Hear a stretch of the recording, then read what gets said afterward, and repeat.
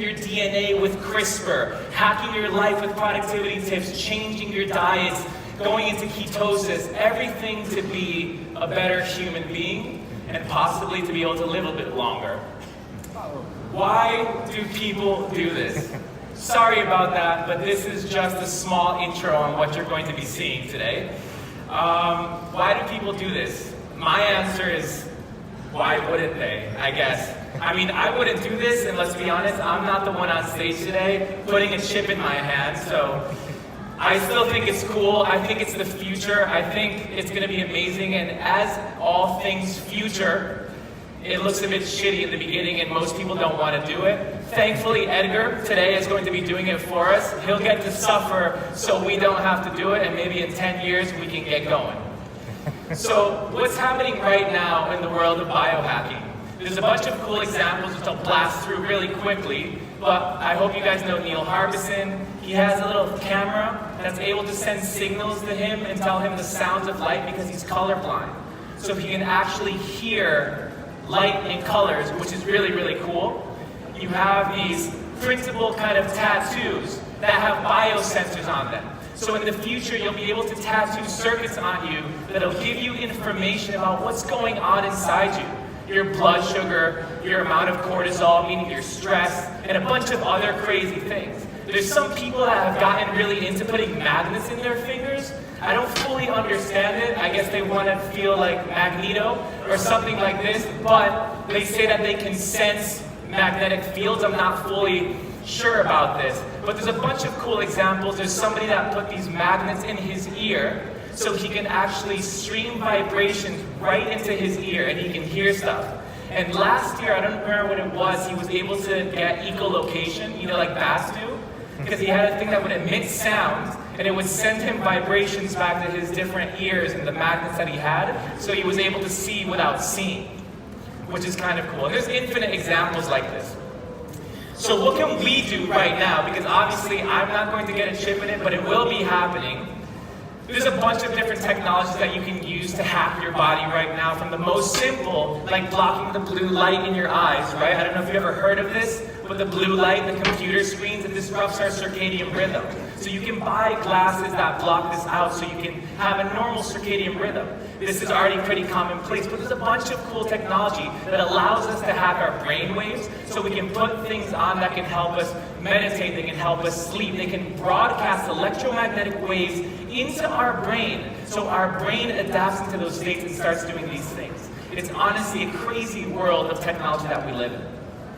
So what does the future of biohacking look like?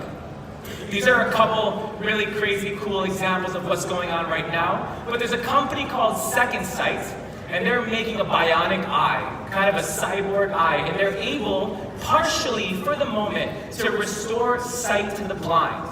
Right now, they do it by integrating a small little chip into the retina, and the person wears some glasses and they're able to see shades. But in the future, they could be able to see again with a cyborg eye and maybe zoom in or record. I don't know. The possibilities are infinite. There's a company called Kernel, which are making chips that go into your brain. And right now, they're doing it to help patients that have dementia and other things like this. But in the future, it could be for us to store, download, or even save memories.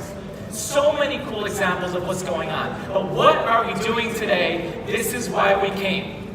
I don't know if you see in the bottom of the picture, there's something the size of a grain of rice and what seems to be a very thin hand. Well, this is what we're going to be implanting in my friend Edgar today, who is the willing host. This is a near-frequency communication chip, something that's very similar to what's inside your credit cards right now. And by implanting this chip in Edgar, we're going to be able to have a bunch of functionality. He's going to be able to put his credit card on there. He's going to be able to put the keys to his house, maybe the keys to his car, or even identify himself in the future. But without any further ado, let's just do this, right? All right. So I'd like to welcome everybody up first. So we have Ghislaine. Ghislaine, could you come up? Hello. All right, so I'll be welcoming people up on stage as it goes. Woo! Thank you. Hello. All right, hello, finally. Hello. Very cool. Ghislaine, I'm actually very interested in how we can actually start to use our bodies in their natural forms. So we can dance and move around without any wearables, any headsets, and I think implants is one of the ways that's pointing to that. Hell yeah. And Ghislaine will be helping me not feel super awkward on stage by myself while all this weird stuff is going on. All right, so Edgar, can you please come up? Woo, can we welcome Edgar? Thank you. Edgar is the willing host today, who's going to be doing something very cool to his hand. And now we have the implanter, which is Desi. Desi, can you come up, please? Desi there. All right, this is a slow process, but I see that she's getting ready for this. All right, so what are you excited about today, Ghislaine? I think we're at a very important stage, actually, and particularly here at 4 years from now, you know, we've got the chance here to talk and look ahead. And with all the changes that are happening around us, with the amazing opportunities being offered by augmented reality and mixed reality solutions that are starting to occur, we need to start to look more at how the body is the centre of all this and how this technology needs to work more deeply for us. And implants is one of the ways to look at that. All right. Wonderful. Daisy, you'll tell us when you're ready for this to happen? Nosy fist? Yeah? Okay. Nice. As she's putting on her gloves, and I assume that Edgar is getting more and more nervous every second. To tell you guys that he put lidocaine cream on his hand so it wouldn't hurt him, but they've assured us that it's just a small prick, although he needed to prepare himself a little bit. So, what's going on? Your hand's numb now, yes? Yeah. No, not quite. Oh. I'm super excited about this, everyone. She's my friend, and I do want to see a little bit of blood. So this is going to be really cool. Okay, so you said you've seen this before, right, Ghislaine? So I have, in fact. What is the future of this? What does it look like 5, 10 years from now? I think we're looking at a point where perhaps the 18th birthday present of 4 years from now is actually an implant. I think we're looking at the possibilities, and already actually the Swedish Railway are issuing to businessmen implants. They have a choice to have that instead of their season cards. We're seeing implant parties happen across Europe. Young people are very interested in getting rid of all that stuff you have to carry around in your pockets, what you can lose. So your key fob, your credit card, your travel card, all this information that can be held within a chip. So right now, before anybody has seen what's about to happen, and the blood, and I'm just kidding, before anybody knows what it can do, by a raise of hands, who would put one of these chips in their hands? Okay. Would you say that's like 15% of the people that are here? We'll see if that number of hands goes up or down after this experience. But we do have already 200 medical implants that many of you will know about. I mean, even for women, there is now more and more regularly used, fertility implants are used instead of contraception, yeah? And anti-getting pregnant implants. And those are very simple implants, but there is a lot of very specialist ones, so like the deep brain stimulation ones, which are used for motor neuron diseases, Parkinson, and muscular sclerosis. So we are already using implants a lot in medical, and many of us have implants for our teeth.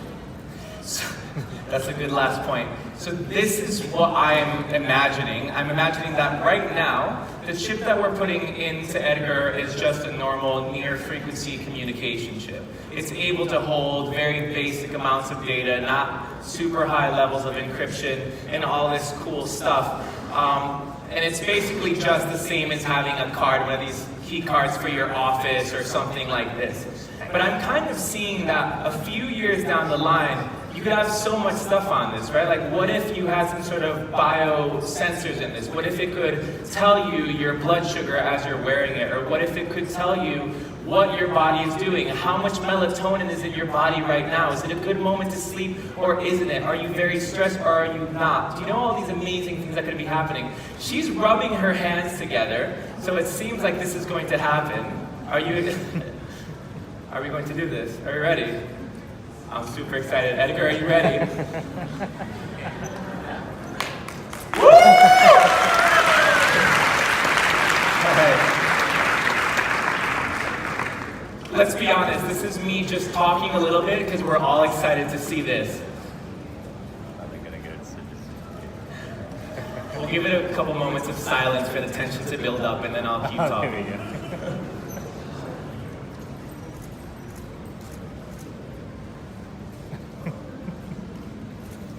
Shit, I'm nervous. Do you have one? Not yet, but I'm planning it, and I'm working with a friend who's an chip implanter. I'm just talking to her now about what to do, what I'm going to choose to have, what data will hold on it, yes. So, what would be the first thing that you would put on it?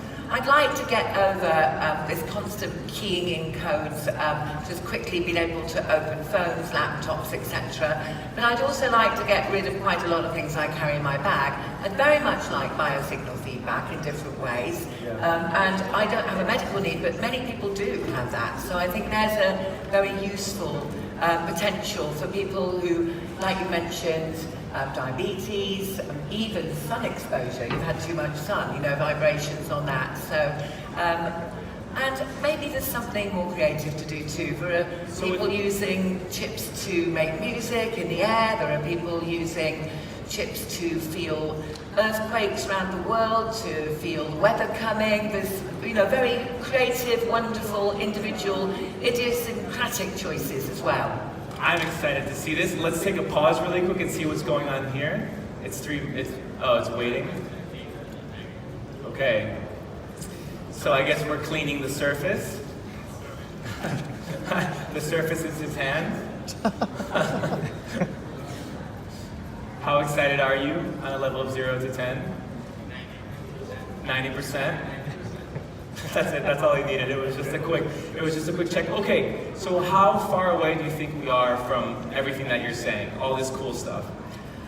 As I mentioned, I do think for younger generations, this is definitely a way forward. There's been a lot of testing of implants, both for the medical side, but also for information-based and data implants. Right. Many different materials can be used, gold, silver, platinum, uranium, and in different parts of the body. This has been happening for quite a while now, and we have some quite strong pioneers who've experimented with it from the 80s onwards. Okay. So yeah, I think we're ready to move. So Edgar is going to be putting some digital bling onto himself right now. Yeah. Oh, that's a great idea. Does anybody have any questions about what's happening right now on a very simple level while we're waiting for this to happen? My question is really, what is the functionality of this chip, and also for how long is he gonna have it there? So for how long he's going to have it in there is however long he decides to have it, but what's good about it is that it's simple to take out. It's just one little prick and he can take it out. So it can be in there for, I think it's like 5 or something more years. It depends on the type of manufacturer, but they all have a coating that's biocompatible. Again, as I said, the functionality of this specific chip is not the most complex in the entire world. It's just a normal NFC chip from like a credit card, say. So actually this is, I just keep walking over here to see what's happening. Okay, so I'm gonna be like David Attenborough as I kind of dictate or narrate what's going on. The area has been marked with what seems to be a marker. Super, technical level. Let's talk about something while this is happening, because I'm getting super excited about this. Oh, should we do another question? Sorry. Yeah, why not? Let's go for it, and then we'll keep talking. Edgar, is your name? What data are you going to put on this? I'm sorry? What's the data that this gentleman's going to put on the chip? This gentleman, as he will explain to you later on, will be putting the opening credentials for his house on it. In a bit, he'll be able to put payment information on it, and he'll even be able to put some type of Bitcoin wallet and some other cool stuff like this. And if one day he gets a car that has one of these keyless entry fobs, maybe he can put that on there as well. Okay, this seems like it's going to happen right now. Moment of silence, everyone, for Edgar.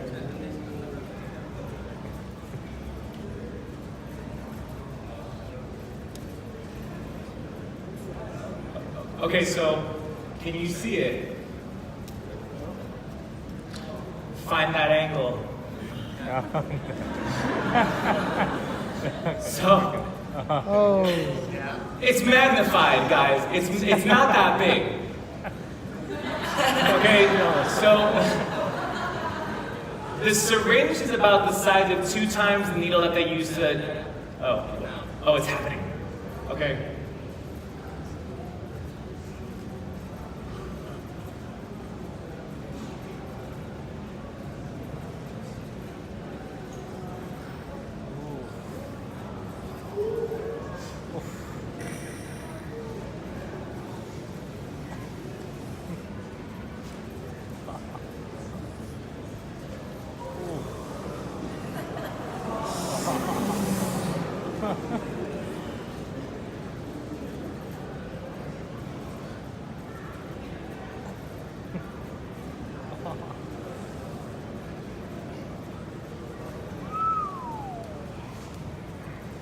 Oh my God.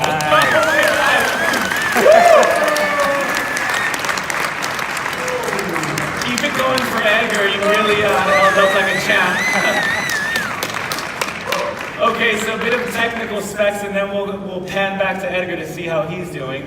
But the size of the needle that was used was about 2 times the size of a needle that's used to take blood out. So about that. The chip is the size of maybe a grain of sand or 2, and it's covered in a material that's biocompatible, so our body doesn't degrade it over time, and it doesn't create any harmful interactions. There it is!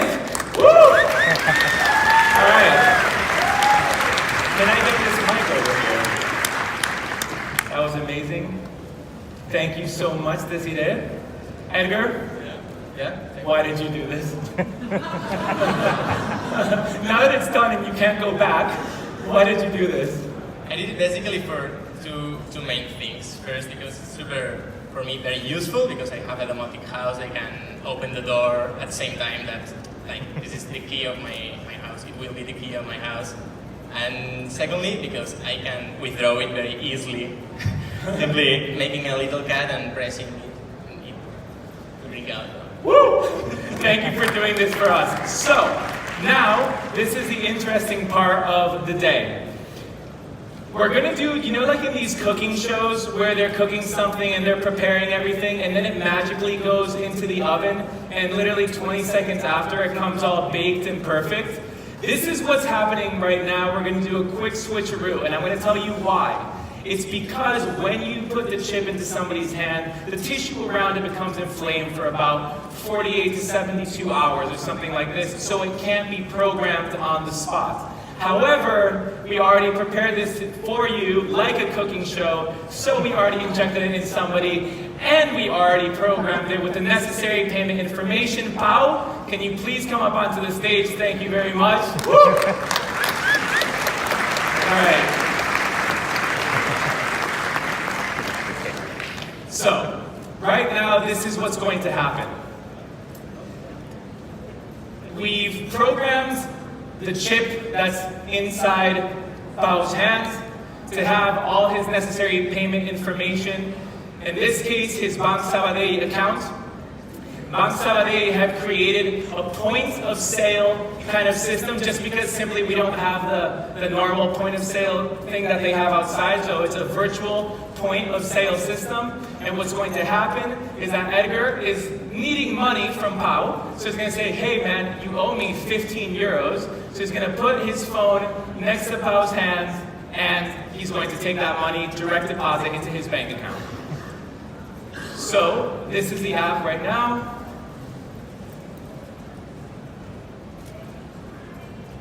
We're going to do it a couple times just so you can see it.